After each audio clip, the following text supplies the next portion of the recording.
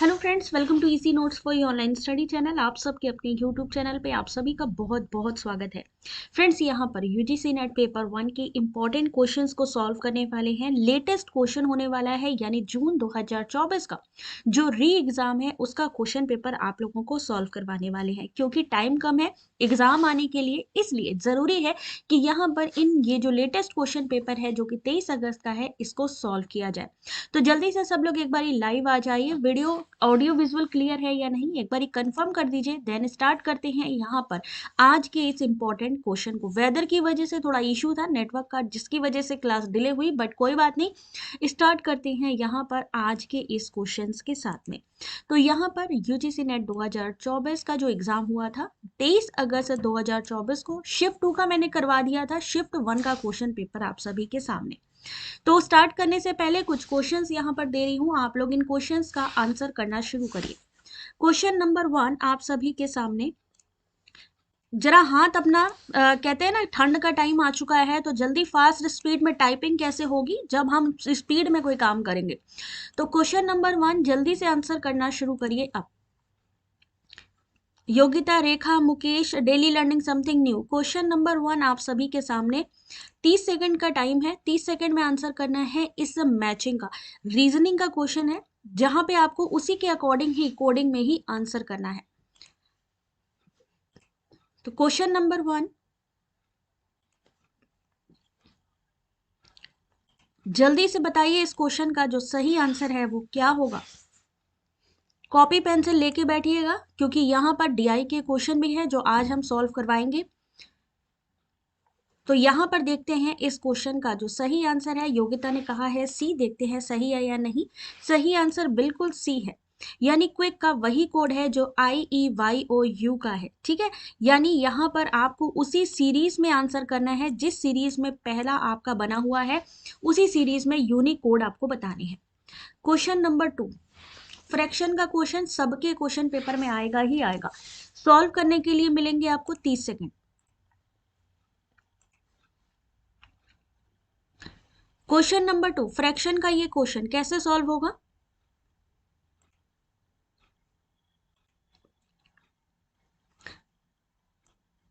Good afternoon MM Khan, answer करो question number 2 आप सभी के सामने।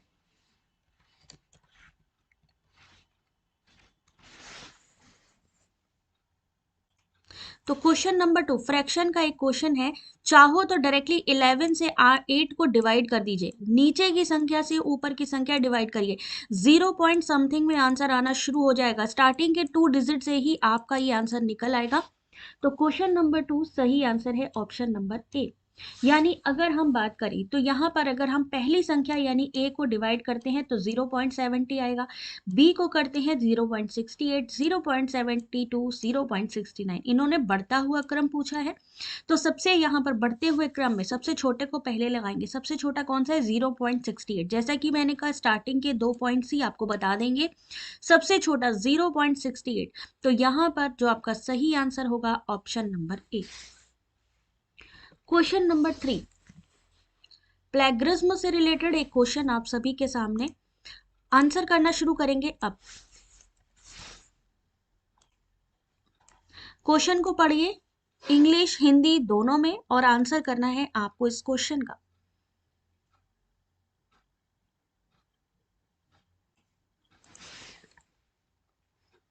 Next question, question number 3।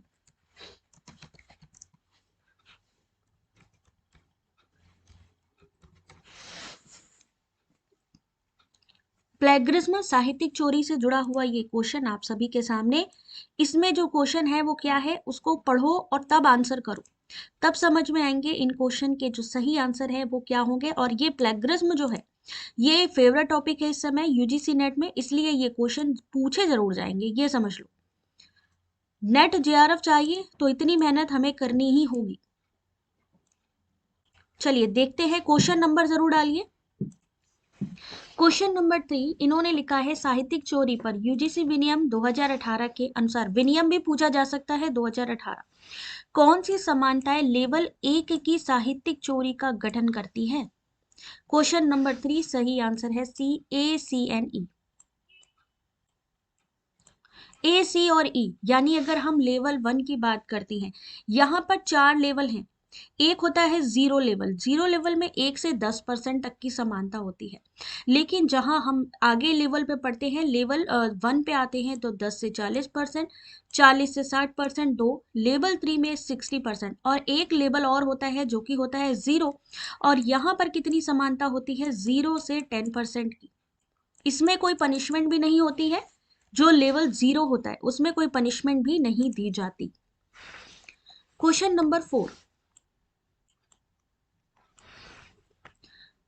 Question number 4 आप सभी के सामने, आंसर करिए। इस क्वेश्चन का टाइम मिलेगा आपके पास सिर्फ 30 सेकेंड्स।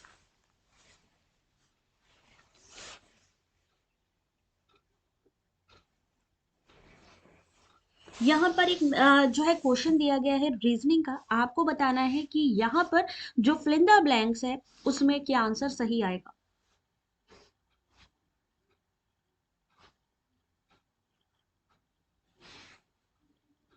सब लोग आंसर करिए, 5 सेकंड बचा है इस क्वेश्चन के आंसर के लिए। और सही आंसर इस क्वेश्चन का,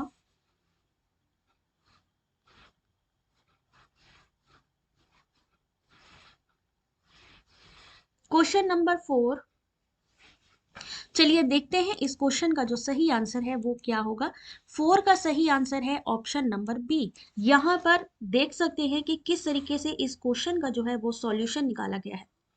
ध्यान से देखिए, यहाँ पर क्या किया गया है, पहले तो डिफरेंस देखा गया है कि दोनों के बीच में, जैसे 1 और 7 के बीच में कितना डिफरेंस है, पहली बात तो वो कैलकुलेट हुआ है।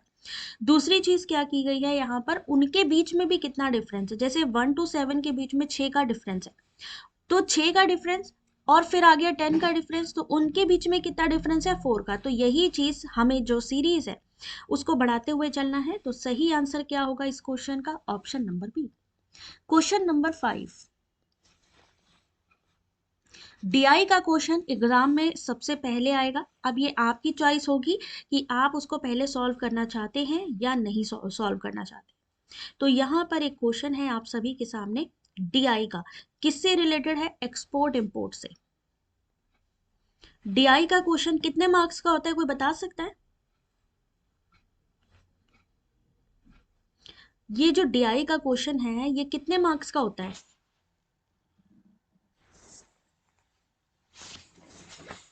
ये होते हैं 5 क्वेश्चंस आते हैं यहाँ से, और 5 क्वेश्चन होते हैं, हर क्वेश्चन 2 मार्क्स का होता है, यानी टोटल मिला के 10 मार्क्स। 10 मार्क्स का मतलब है अगर आपको अपने क्वेश्चन पेपर में ज्यादा से ज्यादा मार्क्स स्कोर करना है तो ये क्वेश्चन सॉल्व करना जरूरी है। 5 क्वेश्चन आते हैं, 5 क्वेश्चन पर क्वेश्चन 2 मार्क्स का होता है। अब यहाँ पर समझ लो क्वेश्चन क्या है, कि जो हमें इनकम निकालनी है यानी आय।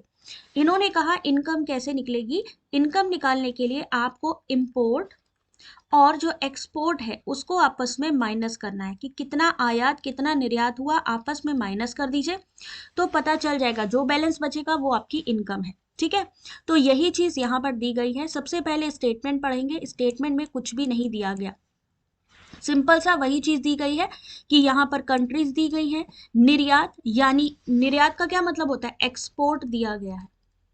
एक्सपोर्ट कितने में दिया गया है, करोड़ों में। अब देखिए वर्ष 2023 में, 2023 कहाँ रहा, ये रहा, 23 में सभी देशों को मिलाकर उनका कुल आयात अगर 770 करोड़ रुपए था।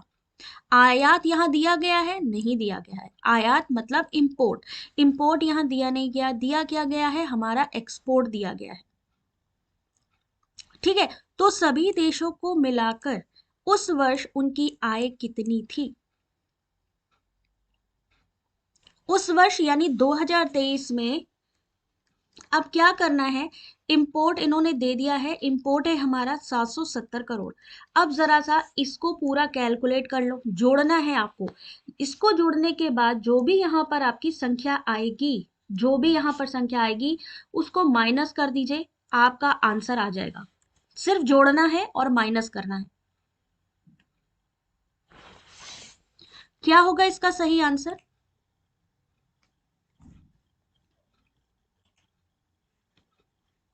180, 200, 130, 50, 220, 240, उसको जोड़ दीजिए तो निकल आएगा क्या, एक्सपोर्ट। एक्सपोर्ट निकल आएगा तो इंपोर्ट माइनस एक्सपोर्ट करेंगे तो आंसर क्या निकलेगा,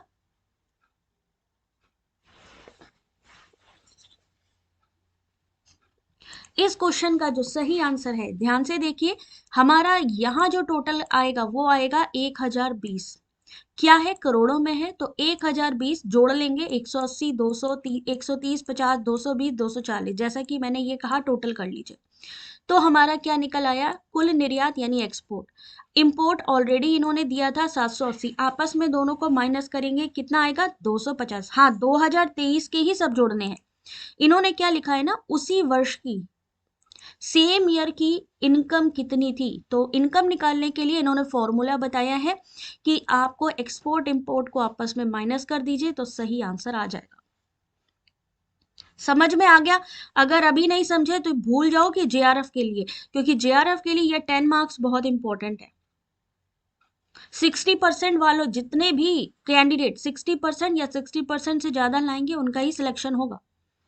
अगला क्वेश्चन आप सभी के सामने, कितने पे थे क्वेश्चन नंबर 4 पे थे, 5 पे आए, 6 पे। क्वेश्चन नंबर 6 की यदि वर्ष 2024 में, 2024 कहाँ है, ऑलरेडी दिया नहीं गया, ए का निर्यात 2022 में, ए का निर्यात 2022 में और देश बी के संयुक्त निर्यात देश बी में कब की बात करी गई है, combined export of country B in 2022 and country in E in 2021। तो वर्ष 2024 में देश ए की आय कितनी होगी। यहां पर देश ए की आय के बारे में पूछा है, इसलिए यहां पर बी का सिलेक्शन करना है, क्योंकि इन्होंने ई के बारे में कहा है और बी के बारे में कहा है। बी में 2021 और ई में 2022 में, सॉरी 2022 में भी यही चीज कंफ्यूजन करती है यहां पर सबसे ज्यादा। बी इन 2022 और ई में इन 2021, इन दोनों को जोड़ के बनती है 2021 की आय। तो यहां पर इन्होंने पूछा है कि if it import for the year are 184 crore, तो एक्सपोर्ट कितना है, एक्सपोर्ट से माइनस कर सकते हैं। तो देखते हैं यहां पर इस क्वेश्चन का आंसर। देखो, बी के द्वारा 2022 में तो कितना था 100, ई के द्वारा 2021 में 110, इन दोनों को जोड़ना है क्योंकि संयुक्त निर्यात की बात करी है, दोनों को कंबाइंड एक्सपोर्ट की बात करी, दोनों को जोड़ा, क्या कहा उन्होंने कि 20% ज्यादा है, तो प्लस 20% कर दिया, तो 252 करोड़ हो गया। अब 252 इन्होंने यहाँ पर लिखा, ऑलरेडी एक्सपोर्ट इतना हो गया। इन्होंने कहा अगर आयात यानी इंपोर्ट है 184 करोड़, तो इंपोर्ट लिखा हुआ है, आपस में माइनस करेंगे, सही आंसर होगा 68 करोड़।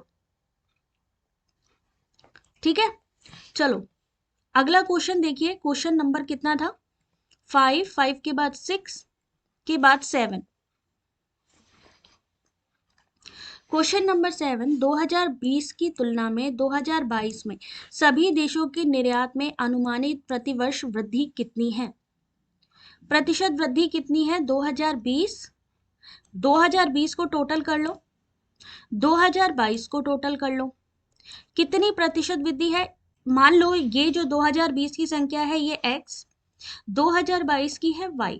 अब इन्होंने कहा कितनी वृद्धि हुई, तो क्या करेंगे, x और y की जो संख्या निकली उनको आपस में माइनस कर देंगे, तो वो क्या हो जाएगा डिफरेंस। नीचे किसको लिखेंगे, x की वैल्यू को इनटू कर देंगे 100, आपका जो सही आंसर है वो आ जाएगा। सॉल्व करके जब तक नहीं देखेंगे वहां पर कोई नहीं बताने वाला। क्या कहा था, 2020 को टोटल कर लीजिए, तो 2020 को टोटल किया तो आया 540 करोड़, 2022 को टोटल कर लीजिए तो वो आया 750 करोड़। मैंने क्या कहा, एक्स वाई को माइनस कर दीजिए, नीचे किसकी वैल्यू निकालनी है, क्योंकि हमें किससे प्रतिशत वृद्धि या कमी निकालनी है, पहले साल से, पिछले साल से। पिछले साल को लिखा नीचे, माइनस ऊपर किया, डिफरेंस लिखा ऊपर, इनटू कर देंगे 100, तो सही आंसर आएगा 38.89%। किसको किसको समझ में आ रहा है ये वाला क्वेश्चन।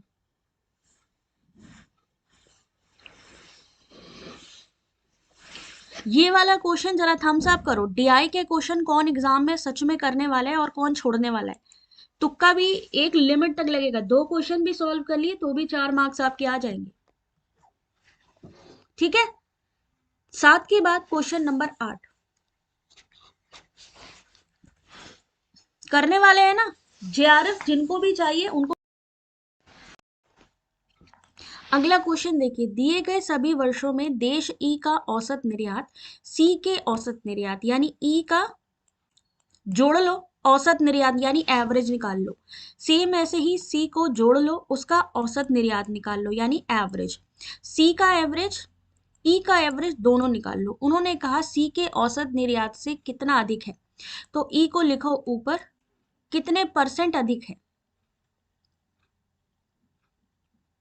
दोनों का सेम चीज आएगी, डिफरेंस आएगा, डिफरेंस आएगा पिछले साल का, यानी आपका दूसरा कैलकुलेट होगा। अभी यहाँ पर आप देखिए सीधे पहले आंसर, ई के द्वारा औसत निर्यात टोटल सबको किया, एवरेज निकाल दिया। सेम ऐसे ही सी को टोटल किया, उसका एवरेज निकाला। क्यों? 5 साल है तो 2019 से लेके 23 तक 5 साल है तो 5 से डिवाइड किया। जब हमें प्रतिशत या कमी निकालनी है, आपस में इनको माइनस, जैसे x माइनस वाई आपको करना जरूरी है, ठीक है। तो माइनस करेंगे, डिफरेंस पता चलेगा। किससे निकालेंगे? हमारे पुरानी साल से। यहाँ पर इन किसके बारे में पूछा गया है? सी से।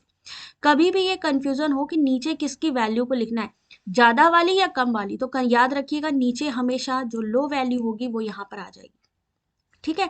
डिवाइड करेंगे, या तो इसको 966 भी लिख सकते हैं, 150 भी लिख सकते हैं, या फिर इसको भी शॉर्ट कर दें तो 13 7/11। इन तीनों का ही सेम मतलब होता है। तो सही आंसर क्या होगा? ऑप्शन नंबर ए। हेलो छोटी, आंसर देखना, क्वेश्चन नंबर 8 सही आंसर ऑप्शन नंबर ए। क्वेश्चन नंबर 9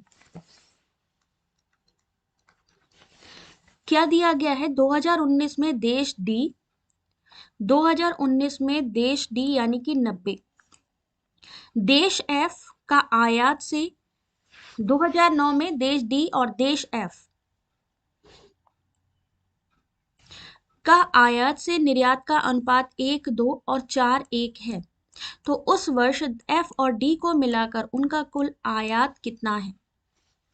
कैसे निकलेगा ये क्वेश्चन? इन्होंने कहा 2019 में डी और एफ का जो अनुपात है 4:1, देश एफ का 2019 में कितना है? एफ का 2019 में 48 करोड़। आयात कितना हुआ? अगर 48 करोड़ ये है तो हमारी 4 यूनिट्स और 1 यानी 4 और 1 का अनुपात लगाएंगे तो कितना होगा? 48 और 12 करोड़। अगर हम एफ का आयात 2019 में बात करते हैं तो कितना होगा? 12 करोड़। अनुपात निकालना है कि अगर हमारी उनको संख्या जो दी गई है 48 करोड़ है, 48 करोड़ को 4 यूनिट्स मान लिया। क्यों? क्योंकि अनुपात निकाल रहे हैं, रेशियो निकाल रहे हैं। सेम ऐसे ही डी के द्वारा इन्होंने क्या कहा? डी का कितना है? 90। अगर 90 की वैल्यू कितनी है? 1 2, तो यानी 90 का मतलब है 1, कितना होगा? 9 का 2 में मल्टीप्लाई करो 180, तो 1 और 2 यानी ये दोनों अनुपात।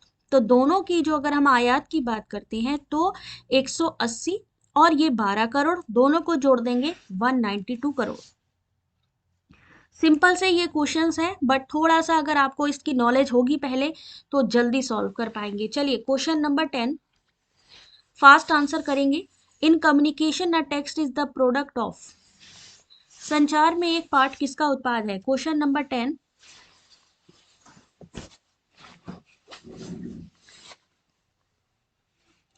इस क्वेश्चन का सही आंसर, ऑप्शन नंबर देखते जाइए, 10 का सही आंसर है सी, सामाजिक संपर्क।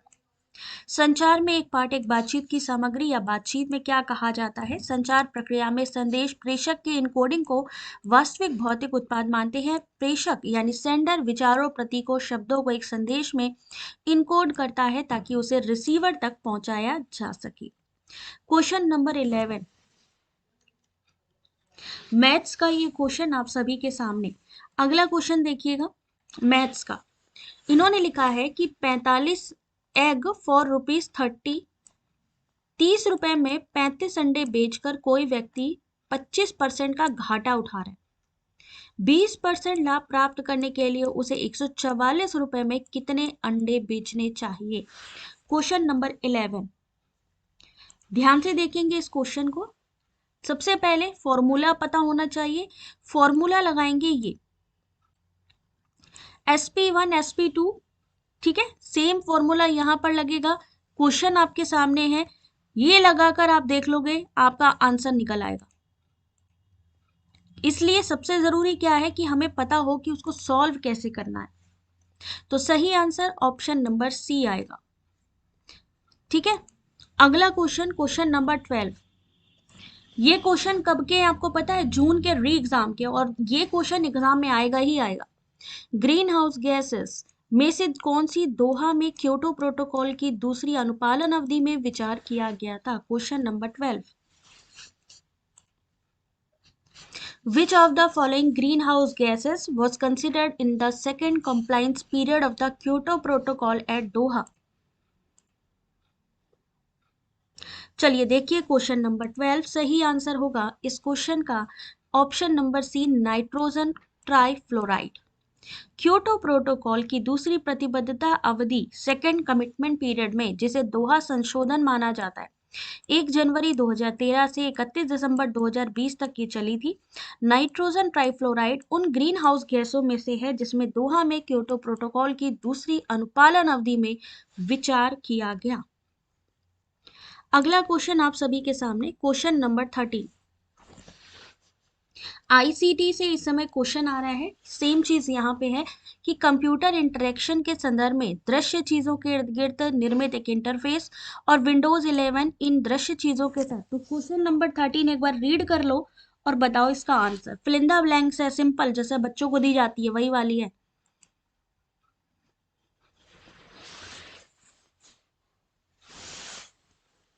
और इस क्वेश्चन का सही आंसर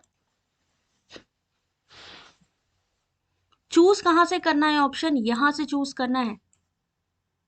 ओएस, मेनू, window, icon, GUI, graphical user interface.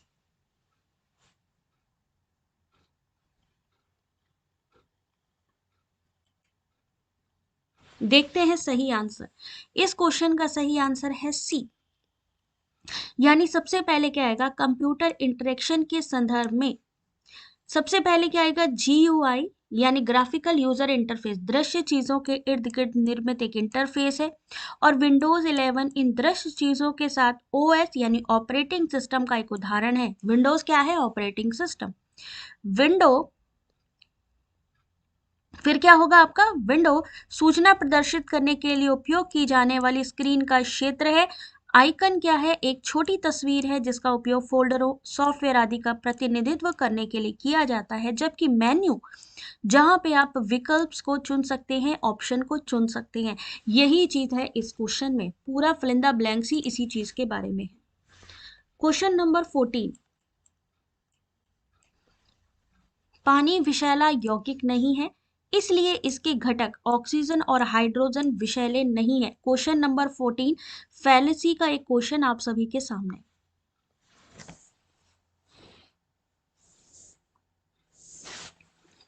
Question number 14, सबको प्रॉपर विजन आ रहा है?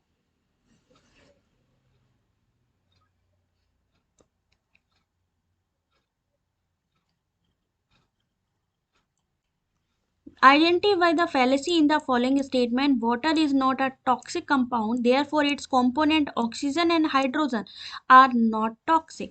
विभाजन की भ्रांति यानी fallacy of a division, equidiscrimination, slippery slope या hasty generalization।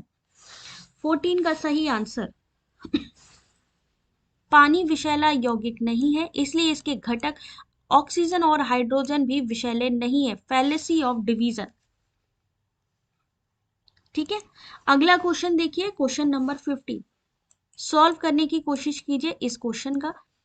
अगर किसी कोड में लिखा है SLIGHT, एस लाइट को UJKEIJR, तो उसी में ही ग्राउंड को कैसे लिखा जाएगा? क्वेश्चन नंबर 15, टाइम मिलेगा 30 सेकेंड्स।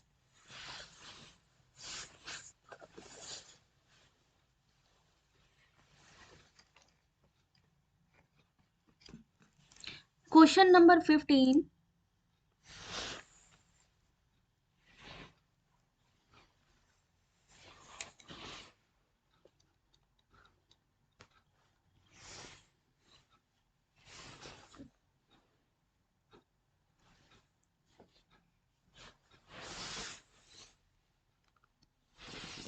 देखते हैं इस क्वेश्चन का जो सही आंसर है वो क्या होगा। 15 का सही आंसर है ऑप्शन नंबर डी। यानी क्या होता जा रहा है, +2 -2 +2 -2, यानी अल्फाबेटिकली दो बढ़ रहे हैं और दो घट रहे हैं। फुल फॉर्म कराइए रिपीटेड क्वेश्चन कंप्यूटर के।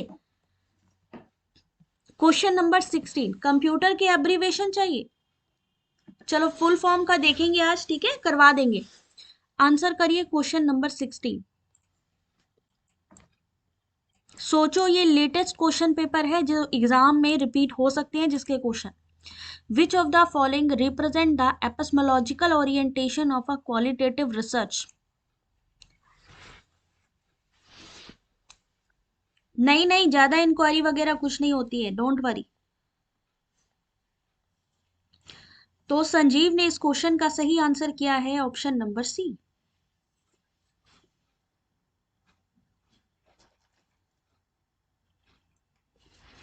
चलिए देखते हैं सही है या नहीं।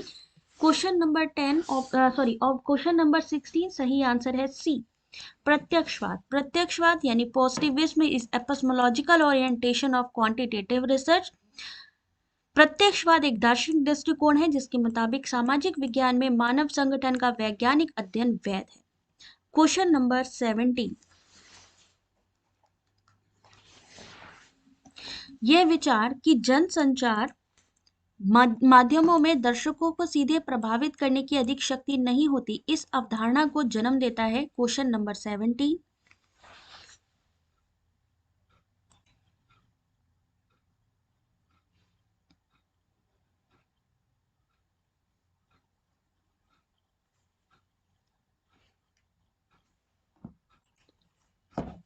The idea that mass media do not have much power to directly influence audience gave rise to the concept. Question number 17 option number ए, सीमित प्रभाव, लिमिटेड इफेक्ट। पहली बात यहाँ पर देखो 17 क्वेश्चन है। आप मुझे ये बताओ, इतने क्वेश्चन अभी आपने सॉल्व किए हैं, कितने क्वेश्चन आपको लग रहा है कि आपके सही हो रहे हैं?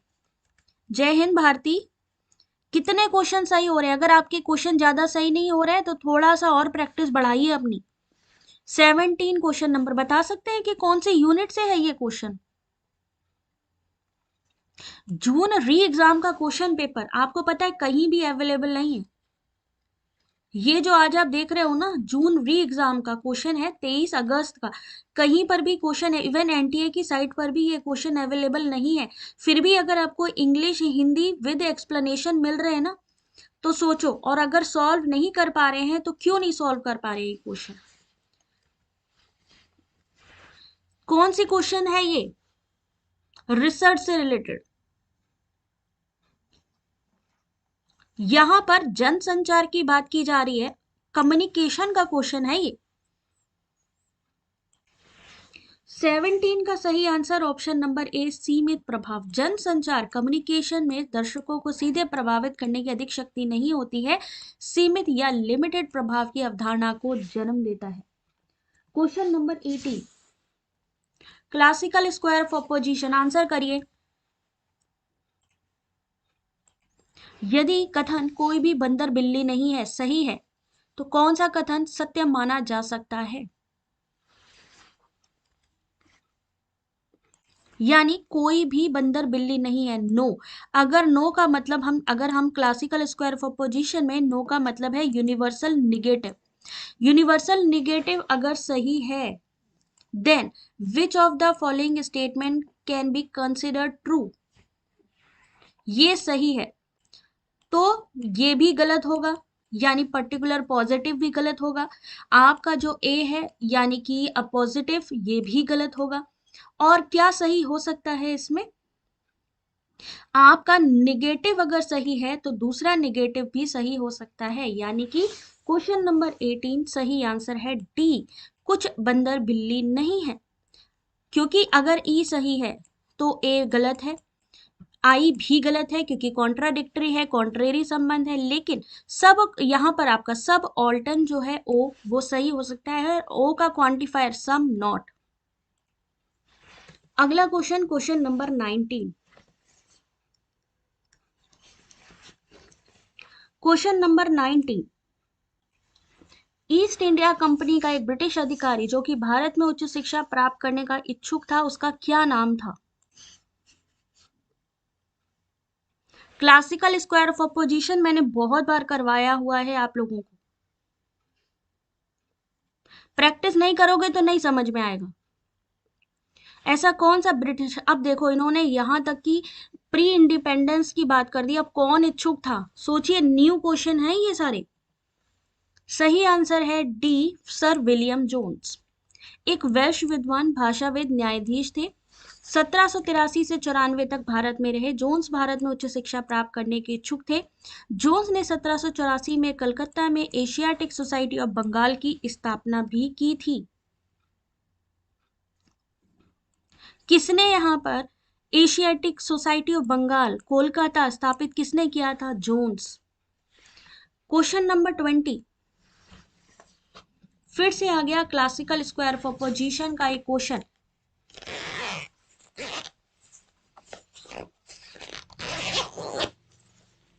चलिए आंसर करिए इस क्वेश्चन का। इनमें से दो कथन सत्य नहीं हो सकते लेकिन दो असत्य हो सकते हैं। Which of the following two statement cannot both be true but both can also be false? सही नहीं हो सकते। अब हमें इतना पता होना चाहिए, क्लासिकल हमारा 3 से 4 क्वेश्चन आ ही रहा है यहाँ से। क्लासिकल स्क्वायर ऑफ अपोजिशन का डायग्राम बनाएंगे। अब आपको पता है ए और ई के बारे में, कॉन्ट्रेरी संबंध है यानी कि विपरीत संबंध है। अब इन्होंने कहा कि अगर ए सही है तो ई गलत होगा। ये दोनों एक साथ सही नहीं हो सकते, हालांकि दोनों गलत हो सकते हैं। अब आई और ओ का संबंध कैसा है कि इन दोनों में कोई भी दोनों एक साथ गलत नहीं हो सकते हैं, दोनों एक साथ सही हो सकते हैं। ठीक है, तो इन्होंने कहा कि कौन से दो कथन सही नहीं हो सकते लेकिन दोनों गलत हो सकते हैं। तो कौन से ऐसे हैं जो सही नहीं हो सकते? ए और ई का संबंध दोनों एक साथ, या तो ये सही होगा या ये सही होगा, दोनों में से कोई एक ही सही होगा। लेकिन आई और ओ का संबंध ऐसा है कि दोनों भी सही हो सकते हैं, दोनों एक साथ गलत नहीं हो सकते।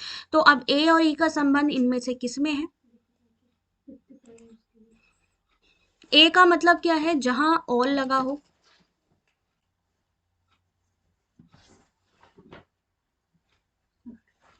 ए ए का मतलब क्या है? जहां ऑल लगा हो। नो का मतलब क्या है? जहां ई का मतलब क्या है? जहां नो। क्वांटिफायर पता होने चाहिए। तो क्वेश्चन नंबर 20 सही आंसर है ए एंड डी ओनली। यही बताया था, ए एंड डी सेम चीज है यहाँ पे। गुड इवनिंग विशाल। ठीक है, अगला क्वेश्चन देखते हैं फटाफट। Next question is question number 21। किस प्रकार के मूल्यांकन में छात्र अपनी प्रगति को बाहरी मानदंडों या साथियों के बजाय अपने पिछले प्रदर्शन के आधार पर मापते हैं? कि पिछला हमारा जो प्रदर्शन रहा है, परफॉर्मेंस रहा है, वो कैसा रहा है? Question number 21।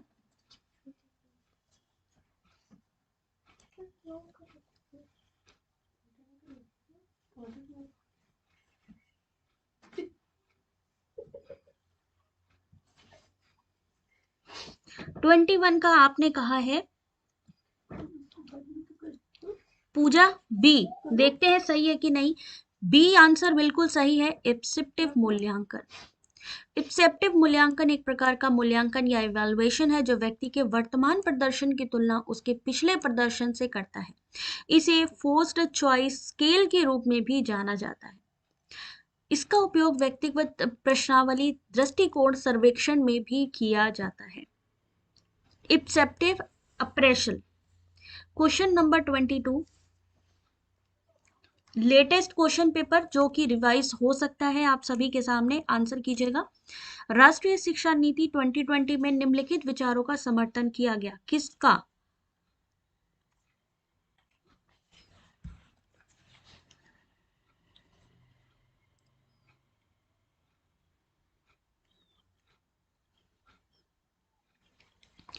Next question, question number 22।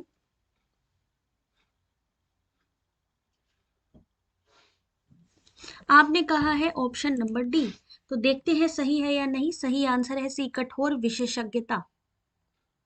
राष्ट्रीय शिक्षा नीति में निम्नलिखित विचारों का समर्थन किया गया। कठोर विशेषज्ञता यानी गहन विशेषज्ञता विकसित करना, स्पेशलाइज करना, expertise in a selected areas along with the aim of NEP 2020 is to create a holistic multidisciplinary education which help student develop a wide range of skill and ability। जहां उनकी स्किल मैनेजमेंट या skill development की बात की गई है।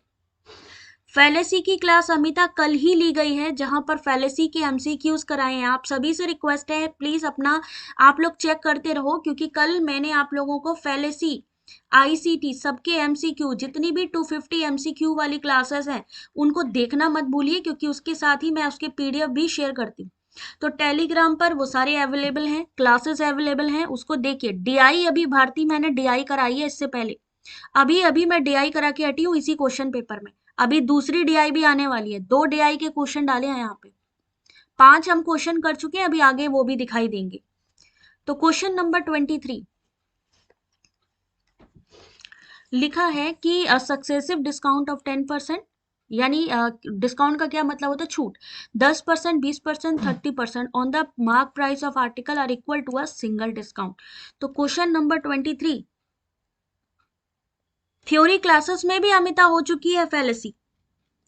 जितनी भी क्लासेस है, कल क्लासेस कंप्लीट करने के बाद ही मैंने रिवीजन स्टार्ट किया है।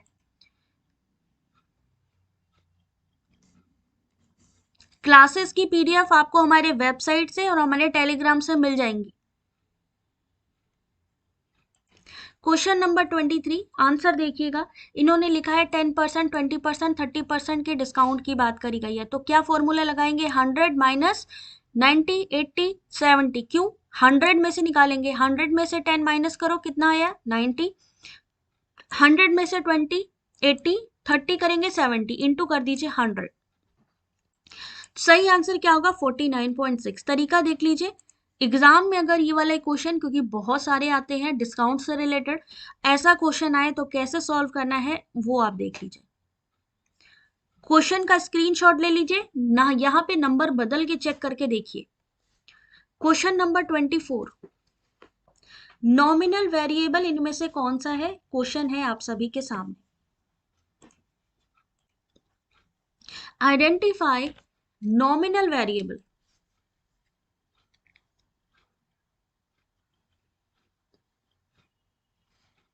अभी तो ये शुक्र मनाइए कि यहाँ पर आपको ये क्वेश्चंस देखने को मिल रहे हैं, जहां पर आपके सामने ये लेटेस्ट क्वेश्चन पेपर है।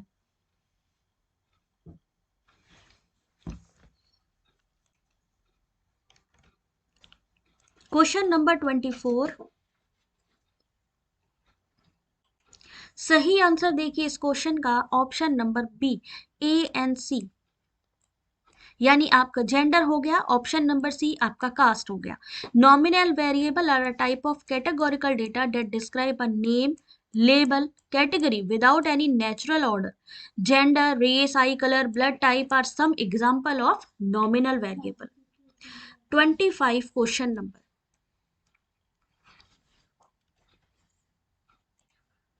आंसर करिए इस क्वेश्चन का। Question number 5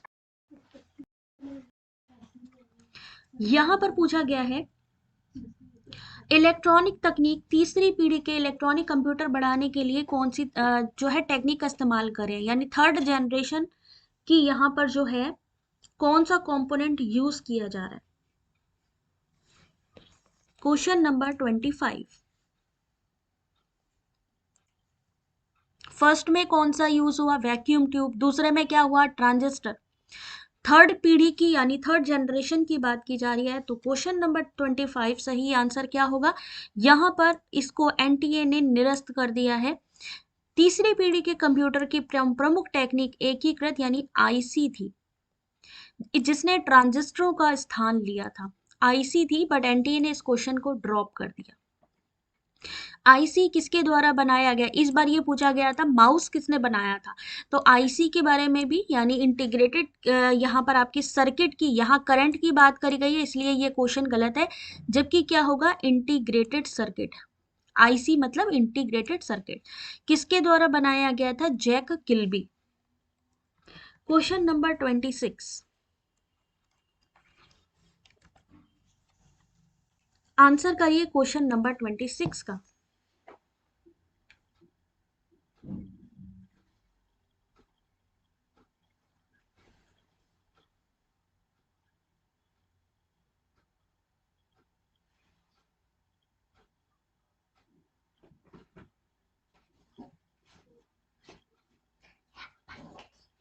the education and home science content of Swayam Prabha channel 4 is provided bye,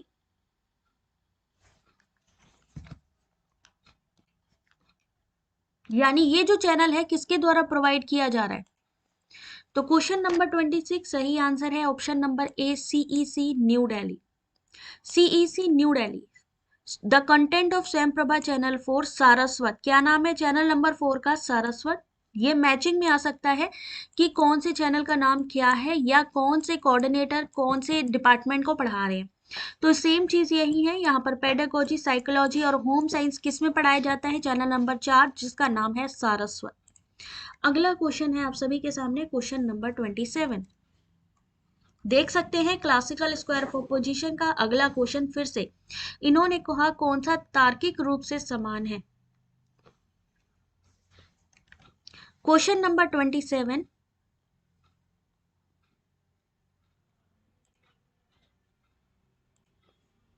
no monkey is cat, some monkeys are cats, some cats are monkeys, some monkeys are not cats. Some monkeys are cats, some monkeys are not cats, some cats are monkey.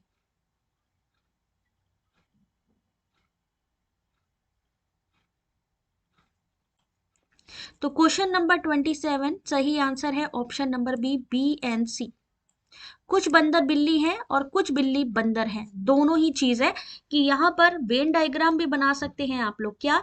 या तो कुछ monkey जो है cat है या कुछ cat monkey है, बात सेम है। तो दोनों के इक्वलेंट यानी समान क्या होगा? Option number B and C. Next question, question number 28। कौन सी युक्ति दोषयुक्त है? क्योंकि प्रमुख पद व्यापक है और मध्य पद जो है समावेशी है।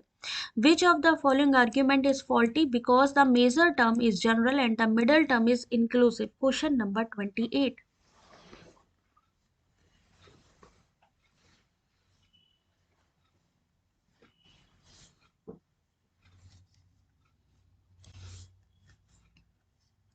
ट्वेंटी एट का सही आंसर है डी, प्रत्येक वस्तु अविधेय है क्योंकि वह ज्ञेय है। तो डी आंसर सही है क्योंकि प्रमुख पद व्यापक है और मध्य पद समावेशी है, middle term is inclusive. Question number 29। Mass communication, communication से देखिए किस तरीके का क्वेश्चन है। किन सामाजिक विज्ञानों ने मास कम्युनिकेशन के ज्ञान में योगदान दिया है? Question number 29।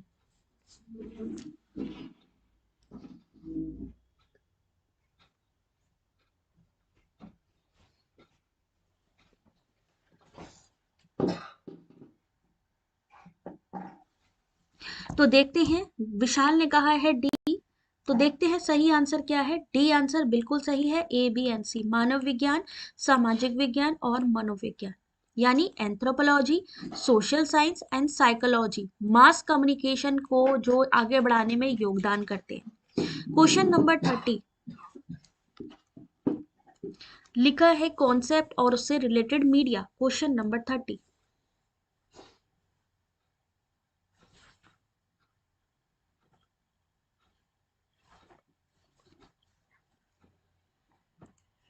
आंसर करिए क्वेश्चन नंबर 30।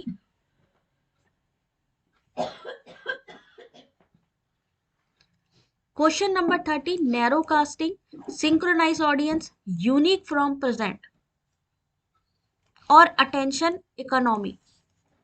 30 का सही आंसर ऑप्शन नंबर सी, यानी ध्यान अर्थव्यवस्था यानी अटेंशन इकोनॉमी किस में आ जाएगा? इंटरनेट में आ जाएगा।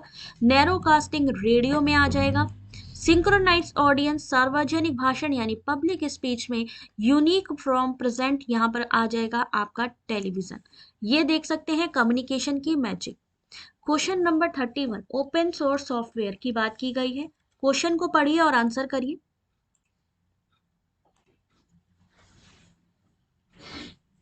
ओपन सोर्स सॉफ्टवेयर के संदर्भ में कौन सा कथन सही है?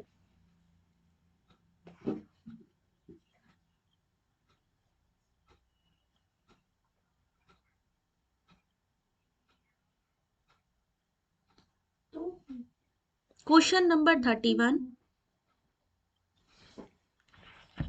और इस क्वेश्चन का जो सही आंसर है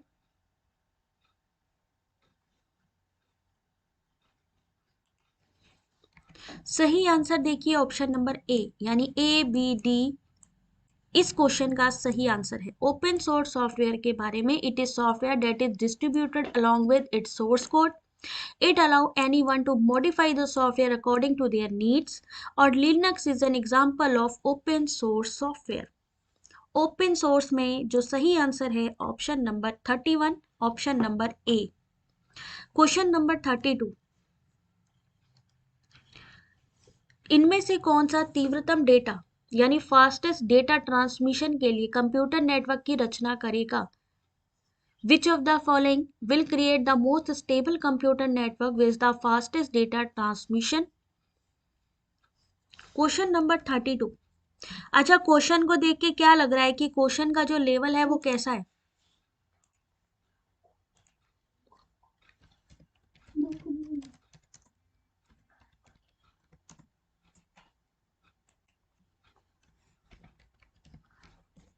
ये जो है आपका जो एग्जाम में पूछा गया क्वेश्चन था, वहां से क्वेश्चन है, यानी ऑलरेडी पूछे जा चुके हैं।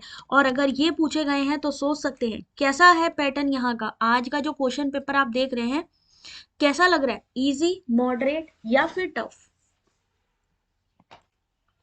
32 का आपने कहा है सी, सही आंसर है डी, ऑप्टिक फाइबर केबलों का प्रयोग कर युक्तियों को एक से जोड़ना। ये यहाँ पर ये गलत दिया गया है, ठीक है, इसको ये पिछले वाले का है। तो क्वेश्चन नंबर 32 सही आंसर यहाँ पर ऑप्शन नंबर डी है, connecting the device to a switch using optic fibre cable. Question number 32 option number D, ठीक है। क्वेश्चन नंबर 33,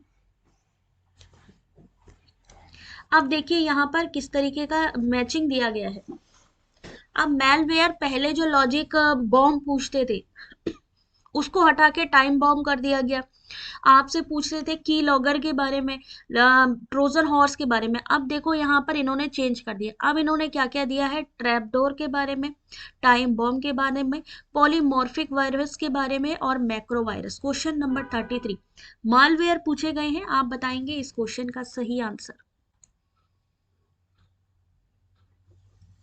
ये एग्जाम क्वेश्चन पेपर अगस्त में, अभी अगस्त में पूछा गया क्वेश्चन है, 2024 अगस्त में, और यहाँ से रिपीट क्वेश्चन आएंगी। अगर हम ये क्वेश्चंस को छोड़ देंगे, हार्ड पेपर है ना पूछा, देख सकते हो। और सोचो, और इनमें से अभी तक एनटीए की तरफ से क्वेश्चन पेपर रिलीज नहीं किए गए, इसका मतलब है कि डेफिनेटली यहाँ से क्वेश्चंस को रिपीट किया जाएगा। लेवल कैसे पता चलता है? जब हम क्वेश्चन पेपर को सॉल्व करते हैं। क्वेश्चन नंबर 33 सही आंसर है ऑप्शन नंबर बी, यानी ट्रैप डोर क्या चीज होती है? एक ऐसा कोड जो बाद में अपराधिकृत द्रुत अधिगम की अनुमति देता है। A code that later allow unauthorised rapid access. Time bomb क्या चीज होती है? टाइम बॉम्ब ऑप्शन नंबर 4 विनिर्दिष्ट समय आने पर क्रिया उत्पन्न करता है, produce an action at a specified time. Polymorphic virus क्या चीज होती है? स्वयं की भिन्न भिन्न प्रकार की परंतु प्रचलात्मक रूप समतुल्य प्रतिलिपियां बनाना। Create different but operationally equivalent copies of itself.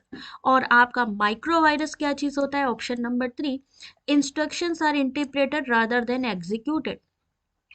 अनुदेश जो कि निष्पादित होने के बजाय व्याख्यायित होते हैं। क्वेश्चन नंबर 34, इस क्वेश्चन का जरा आप लोग आंसर करेंगे, टाइम दिया जाएगा 30 सेकेंड्स का, देखते हैं कितने लोग सॉल्व कर पाते हैं। हार्ड पेपर है सोचिए, और यहाँ पर इस बार भी हार्ड ही होगा क्योंकि 3 कैटेगरीज हैं और तीनों कैटेगरीज में मेरिट लिस्ट तैयार होती है और उसी मेरिट से ही आपका सिलेक्शन माना जाता है।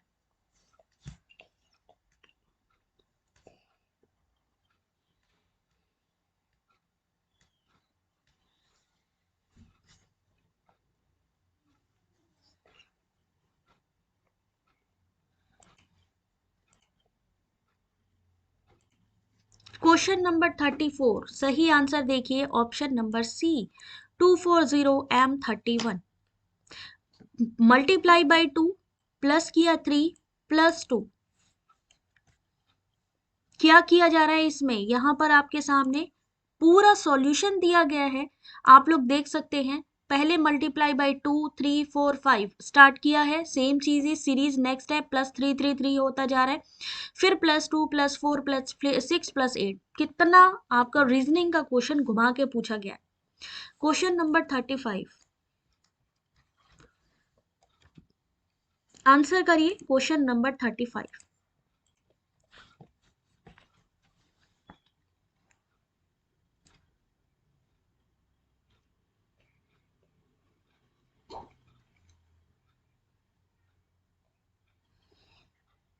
क्वेश्चन को रीड करिए, क्योंकि बिना क्वेश्चन को रीड करे आंसर करना बहुत मुश्किल का काम है।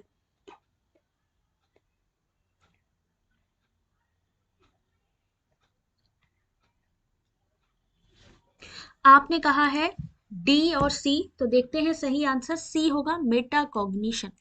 Metacognition is a person ability to think about and control their own cognitive process such as learning, memory, attention and problem solving. This can make a difference in how well and how quickly your student learn the material. Question number 36, time start कर रही हूं अब।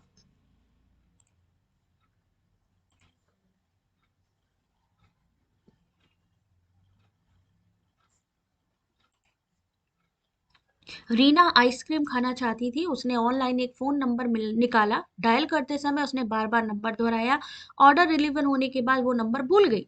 ये किस memory प्रक्रिया के उपयोग का एक उदाहरण है? पहले उसने याद किया फिर उसको भूल भी गई, तो क्या होगा वहां पे? अल्पकालिक मेमोरी, बिल्कुल सही है, short term memory.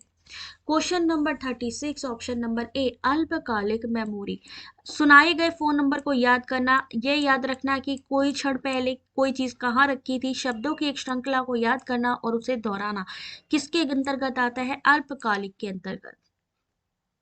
It is often called work space of the brain. Question number 37, अब एनवायरमेंट का मैचिंग देख लीजिए जरा। क्वेश्चन है एरोसोल, नैनो पार्टिकल, धूम्र यानी स्मोक, सूक्ष्म कण यानी microscopic particles. Question number 37,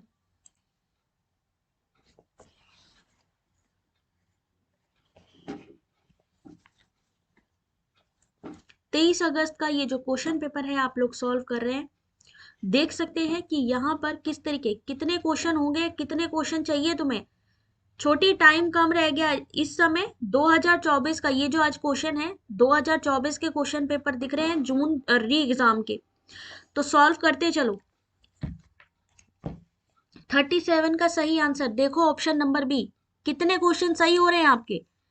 aerosol क्या चीज होती है? हवा में निलंबित कोई भी ठोस या तरल कण। नैनो कण क्या चीज होती है? ऑप्शन नंबर 3, 0.2 माइक्रोमीटर से कम आकार वाले कण। धूम्र क्या चीज होती है? ऑप्शन नंबर ए, कार्बन वाष्पशील पदार्थों के मिश्रण के साथ संपूर्ण संयोजन। और सूक्ष्म कण क्या चीज होती है? 2.5 माइक्रोमीटर से कम आकार वाले कण। कितने क्वेश्चन सॉल्व कर पा रहे हैं? क्वेश्चन नंबर 38, जलवायु परिवर्तन के संदर्भ में कौन सा नकारात्मक प्रतिपुष्टि का एक उदाहरण है? निगेटिव फीडबैक बताना है in the context of a climate change.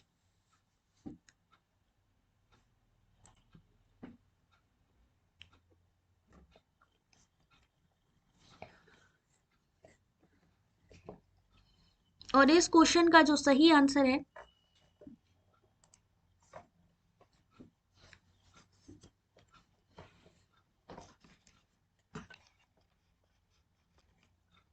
देख सकते हैं 50% का कहना है मॉडरेट है, 28% का कहना है इजी और 21% का है टफ। यानी अगर मॉडरेट और टफ पे जाए तो 70% पेपर आपका मॉडरेट टू टफ है।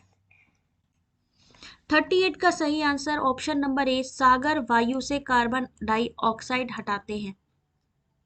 Following is an example of a negative feedback in the context of a climate change. Ocean remove carbon dioxide from the air. समुद्र कैसे हटा सकते हैं? ओशियन। नकारात्मक प्रतिपुष्टि का एक उदाहरण, अगला question, question number 39, which of the following are interactive whiteboard software that allow teachers to create digital lesson, annotate documents and collaborate with student in a real time?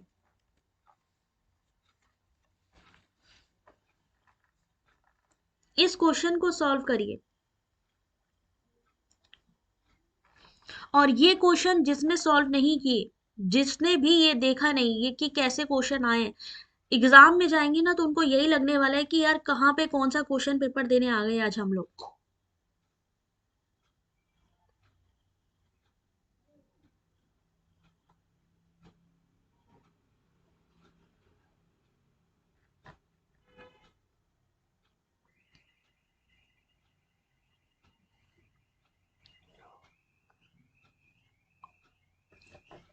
Question number 39, सही answer है B, A, C and D केवल, यानी jam board बिल्कुल सही answer है, storm board बिल्कुल सही है, और concept board interactive white board software है ये। क्वेश्चन नंबर 40, पंचवर्षीय योजना, कहा था ना आपसे करंट अवेयरनेस में ये चीजें भी आएंगी। तो क्वेश्चन नंबर 40 आप सभी के सामने आंसर कीजिएगा।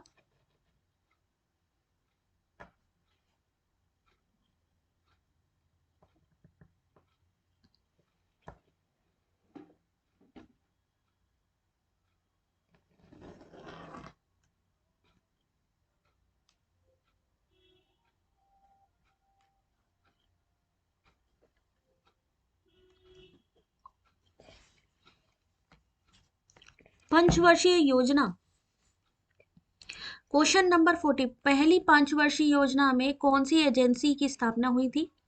तो क्वेश्चन नंबर 40 सही आंसर है ऑप्शन नंबर बी, यानी प्रथम पंचवर्षीय योजना में विश्वविद्यालय अनुदान आयोग आया, द्वितीय पंचवर्षीय योजना में वैज्ञानिक अध्ययन के लिए विशेष विभाग आया, तृतीय पंचवर्षीय योजना में वर्धा और मैसूर में 2 ग्रामीण संस्थान बने, और पांचवी पंचवर्षीय योजना में स्वायत्त यानी ऑटोनोमस कॉलेज स्थापित किए गए। पैटर्न समझ में आ रहा है सभी लोगों को? क्या किसी क्वेश्चन पेपर में है ये इस तरीके की चीजें? ये सब नए क्वेश्चंस हैं। क्वेश्चन नंबर 41, आप देखिए एक और question, arrange in ascending order the probabilities corresponding to a standard normal variable lying in the following intervals। 41 question number,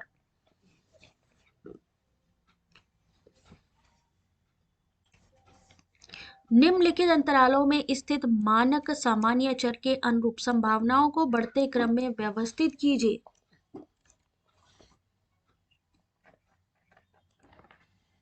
क्या पेपर दिया था सोचिए, 23 अगस्त शिफ्ट 1 के ये क्वेश्चंस हैं, और एग्जाम में कैसे क्वेश्चन इस समय पूछे जा रहे हैं आप सभी के सामने है ये। सही आंसर देखिए ऑप्शन नंबर ए, सबसे पहले क्या आएगा, option number D, option number B, Z for क्या हो जाता है, मोड होता है ना, तो सी, फिर आता है ए।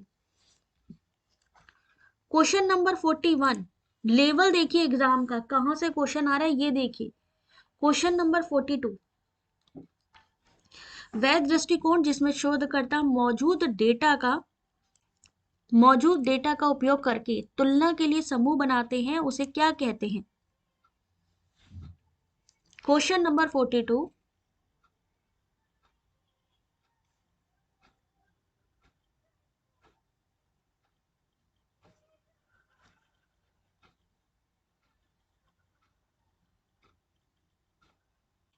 42 का आपने कहा है सी, सही आंसर क्या है ऑप्शन नंबर बी, पूर्वव्यापी। पूर्वव्यापी, the approach in which researcher create group for comparison using existing data. तो करेक्ट आंसर रेट्रोस्पेक्टिव हो जाएगा। After the fact research is a research design that examine how an independent variable affect a dependent variable after an event has occurred. In this, researchers use existing data to create group for comparison. Question number 43, अब विदेशी विश्वविद्यालयों की बात आ गई। 43 का question number आ गया, और answer करिए। Which of the following criteria are prescribed for foreign university to set up their campuses in India? Deemed university भी पूछी जाती है, ऐसे ही सेम चीज है, इस बार फॉरेन यूनिवर्सिटी पूछी गई।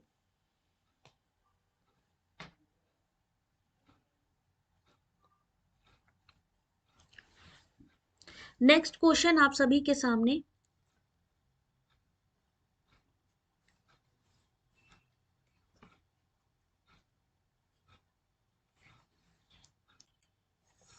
43 का देखिए सही आंसर ऑप्शन नंबर डी यानी बी सी ई ओनली। उन्हें वैश्विक रैंकिंग में शीर्ष 500 के स्थान पे रखना है। उन्हें विषयवार वैश्विक रैंकिंग में 500 स्थान प्राप्त करना चाहिए। ऑप्शन नंबर ई, उनके पास किसी विशिष्ट क्षेत्र में उत्कृष्ट विशेषज्ञता होनी चाहिए। फॉरेन यूनिवर्सिटी की बात की गई है। क्वेश्चन नंबर 44, इनमें से किसे हॉट मीडिया कहा जाता है?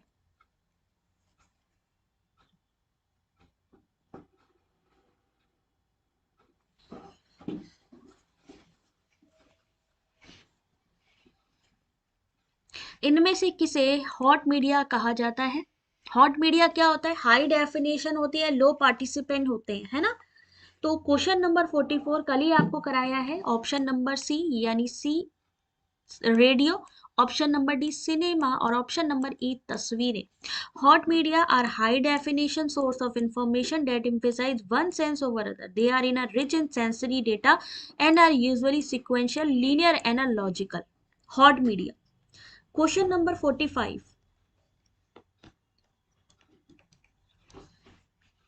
चलिए 45 का आंसर करिए। कैसा लग रहा है आप लोगों को क्वेश्चन, ये जो आपका 23 अगस्त शिफ्ट 1 में पूछा गया था? सोचिए जो एग्जाम देने गए होंगे उनको कैसा लग रहा होगा यहाँ पर जो क्वेश्चन आए।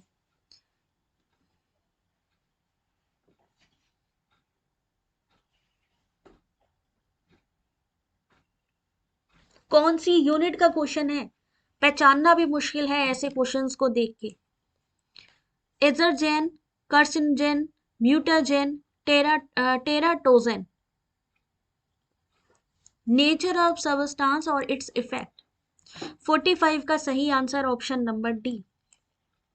एजरजेन क्या चीज होती है? ऑप्शन नंबर डी रोग प्रतिरोधक प्रणाली को सक्रिय करने वाले पदार्थ।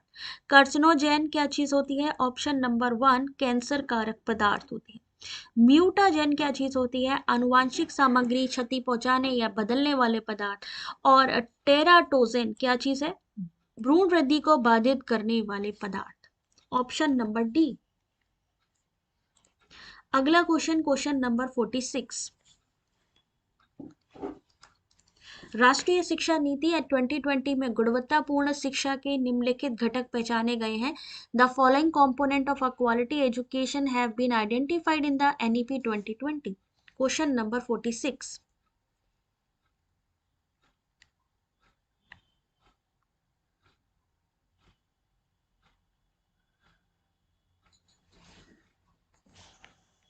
Question number 46,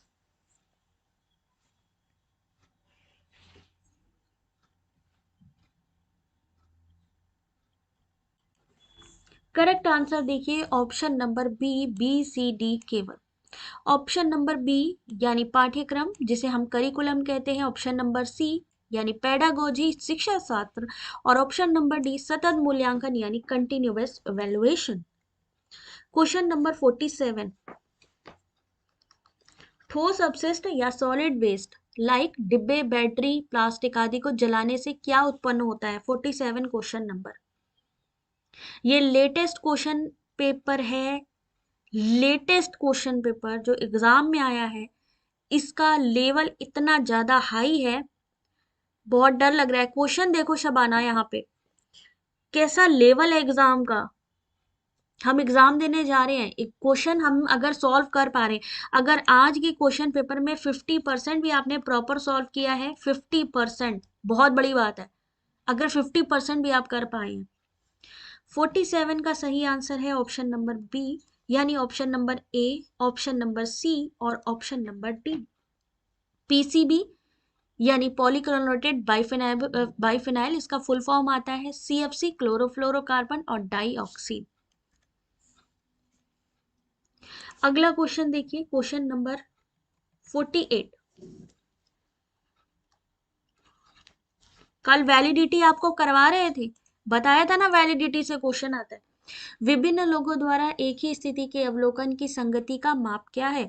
what is the measure of consistency of observation of the same situation by different people?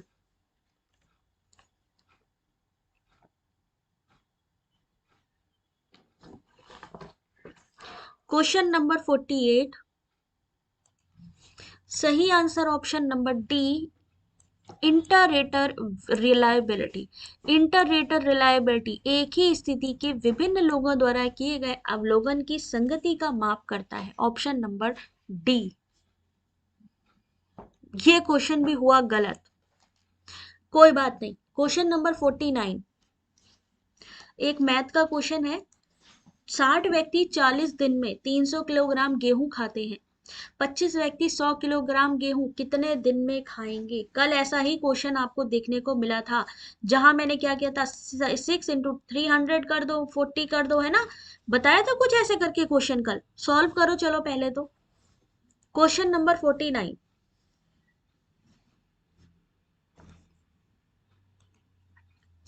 60 people eat 300 kg of wheat in 40 days.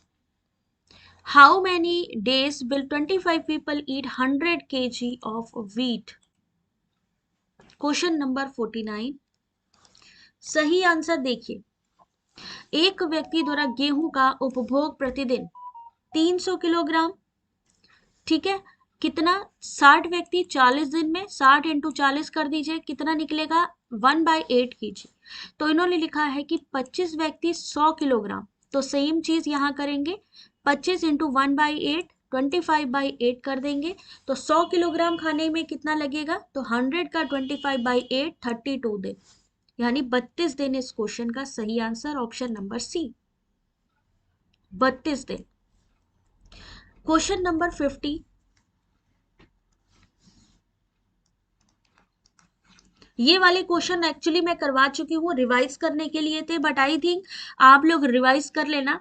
यहाँ पर ये जो क्वेश्चन है ये ऑलरेडी मैं करवा चुकी हूँ, बट आई थिंक ये क्वेश्चन अभी जो आपने करे हैं कि इन्हीं को आप लोग पहले ध्यान रख लो, वही बहुत है। ये क्वेश्चन मैं करवा चुकी हूँ, इसलिए अभी हम क्लास को एंड करेंगे।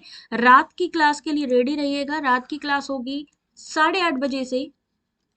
एमसीक्यू की क्लास कोई छोड़िएगा नहीं, ठीक है। इंपॉर्टेंट क्वेश्चंस ही करवाने वाले हैं, तो इस क्वेश्चन का आंसर कमेंट कर लीजिएगा। मिलते हैं नेक्स्ट वीडियो में, तब तक अपना ध्यान रखिए। Take care, God bless you.